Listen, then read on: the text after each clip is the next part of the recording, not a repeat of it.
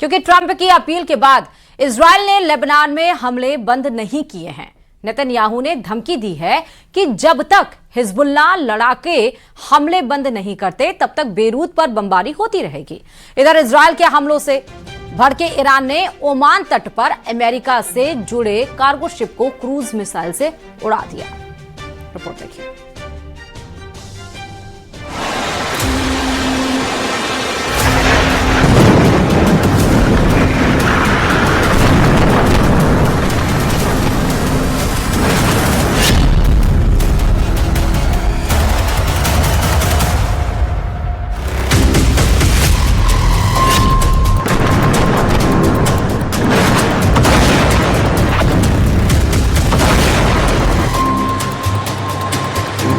ईरानी media में breaking news दी जा रही है। न्यूज एक कार्गो शिप पर 2 मिसाइल धमाकों की है। धमाके रेवोल्यूशनरी गार्ड ने किए हैं। तस्वीरों में जहाज की हालत खस्ता लग रही है। ईरान ने ये चोट सुपर पावर को दी है। इस हमले को ईरान ने मिसाइल साइट पर बमबारी का बदला बताया है। अमेरिका जब ईरान पर बमबारी करता है तो ईरान बदले में कुवैत को मिसाइलों से फोड़ डालता है। ट्रंप जब ईरान नेवी को दहलाते हैं तो रेवोल्यूशनरी लड़ाके हॉर्मुज में तेल जहाजों को आग लगाते हैं। लेकिन अब ईरान अमेरिका इजराइल के बारूदी टकराव का एपिसेंटर है लेबनान। यहाँ फट रहे बम और मिसाइल अमेरिका इजराइल के रिश्तों को बिगाड़ सकते हैं, क्योंकि जिस तरह इजराइल यहाँ हिजबुल्लाह को मार रहा है उसे देख ट्रंप का कलेजा कांप गया है। ट्रंप ने नेतन्याहू से फौरन लेबनान में हमले बंद करने की अपील की है, लेकिन नेतन्याहू ने कहा है कि वो तब तक हिजबुल्लाह को बारूदी डोज देते रहेंगे जब तक लड़ाका ग्रुप का सफाया नहीं हो जाता। इजराइल के धमाकों को देख डर गए ट्रंप। बेरूत पर बमबारी प्लेन से ट्रंप के उड़े होश।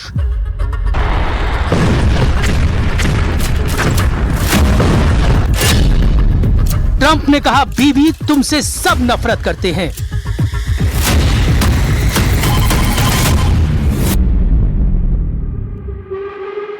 ट्रंप की धमकी बारूद से ज्यादा विस्फोटक साबित हो गई है। नेतन्याहू आउट ऑफ कंट्रोल हो गए हैं। इजराइल के प्रधानमंत्री ने सुपर पावर की चेतावनी को अनदेखा कर दिया है। नेतन्याहू ने ऐलान किया है कि बेरूत को बर्बाद होने से कोई नहीं बचा पाएगा। नेतन्याहू ने ये बात ट्रंप को भी बता दी है कि इजराइल का स्टैंड बदला नहीं है, उसका प्लान एक्टिव है। तो क्या होगा ट्रंप के शांति प्रस्ताव का? क्योंकि ईरान ने कहा है कि अगर अब लेबनान पर एक भी बम फटा तो तेल अवीव में मिसाइलों की आंधी आएगी। ईरान की सेना ने चेतावनी दी है, अगर इजराइल ने लेबनान में हमला किया तो उसकी ओर से जवाब दिया जाएगा। इजरायली आर्मी की ओर से लेबनान में बमबारी और कई इलाके खाली करने की धमकी देने के बाद ईरान ने भी इजरायली इलाकों को खाली करने का मैसेज भेज दिया है। ईरान के खातम अल अंबिया सेंट्रल हेडक्वार्टर से इब्राहिम ज़ुल्फ़ागारी ने नेतन्याहू के नाम पैगाम भेजा है। قرارگاه مرکزی حضرت خاتم الانبیا صلی الله علیه و آله و سلم دقایقی پیش با هشدار به نخست وزیر رژیم صهیونیستی اعلام کرد نتانیاهو در ادامه شرارت‌های خود در منطقه ضاحیه و بیروت را تهدید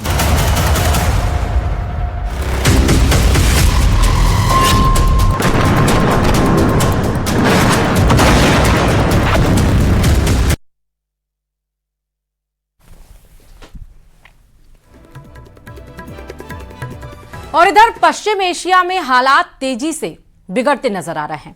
ईरान ने हॉर्मुज फ्रंट पर अपना फोकस और तेज कर दिया है। साथ ही अमेरिका के हमलों का बदला लेने का ऐलान भी किया है। खबर है कि एक कार्गो शिप पर मिसाइल से हमला कर ईरान ने उसे तबाह कर दिया। ओमान के तट के पास ईरान ने उस जहाज को निशाना बनाया है। रिपोर्ट देखिए।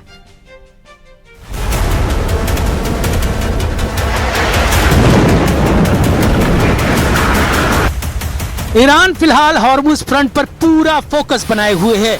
ईरान ने अमेरिका के हमलों का बदला लेने तक का ऐलान कर दिया है।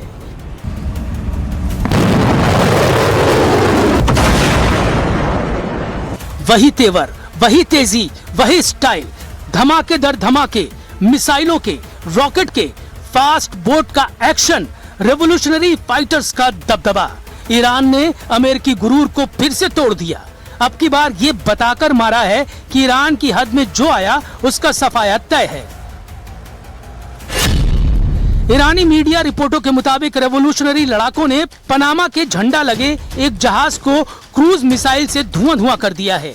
असल में यह कार्गो जहाज अमेरिकी कंपनी MSC सरिस्का V का है, जिसे ओमान के तट पर करीब ईरानी युद्धपोत पर हमले के बदले में ईरान ने मिसाइल से दहलाया है। इससे पहले 1 जून को अरब सागर से गुजर रहे एक कार्गो शिप पर मिसाइल से हमला हुआ, जिससे इराक के तट पर एक बड़ा विस्फोट हुआ। ये मिसाइल हमला इराक तट पर कसर से लगभग 40 समुद्री मील साउथ ईस्ट में हुआ था। समुद्री सुरक्षा एजेंसी ने बताया कि टक्कर के बाद एक जोरदार विस्फोट हुआ। यूके MTO ने मिसाइल हमले से प्रभावित जहाज की जानकारी साझा नहीं की है। इधर ईरान ने अमेरिका के साथ सभी तरह के संपर्क रोकने की बात कह दी है। ईरान की सरकारी मीडिया तस्नीम ने बताया कि axis of resistance Hormuz strait के बाद अब लाल सागर के एंटीग्रेड पर मौजूद बाब अल मंडेब स्ट्रेट को भी बंद कर सकते हैं। हॉर्मुज स्ट्रेट के बंद होने से दुनिया के कई देश गंभीर तेल और गैस संकट में फंस गए हैं, लेकिन अब अगर बाब अल मंडेब को वास्तव में बंद किया जाता है तो इसके विनाशकारी परिणाम हो सकते हैं।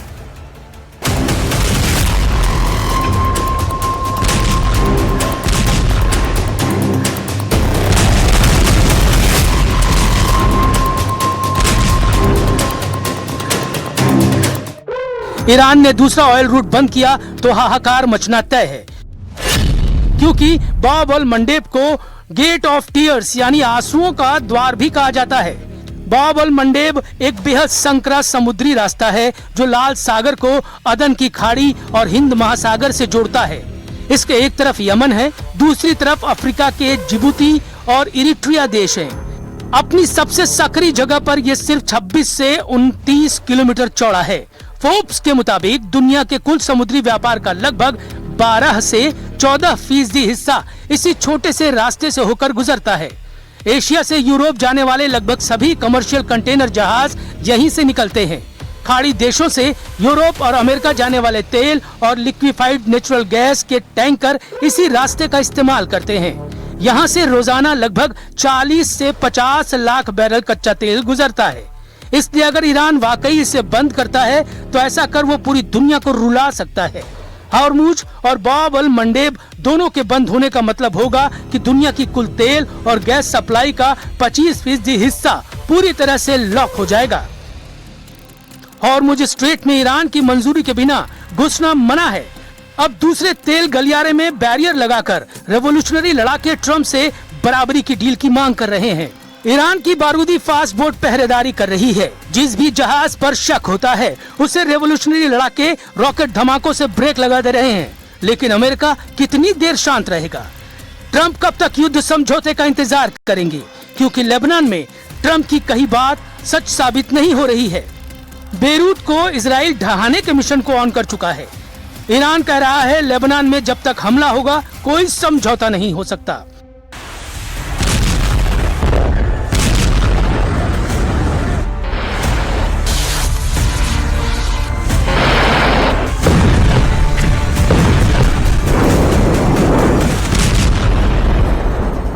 کردیم و کماکان تأکید داریم بر این نکته که آتش بس در لبنان بخش لاینفک هر گونه آتش بس و هر گونه توافق نهایی برای خاتمه جنگ هست.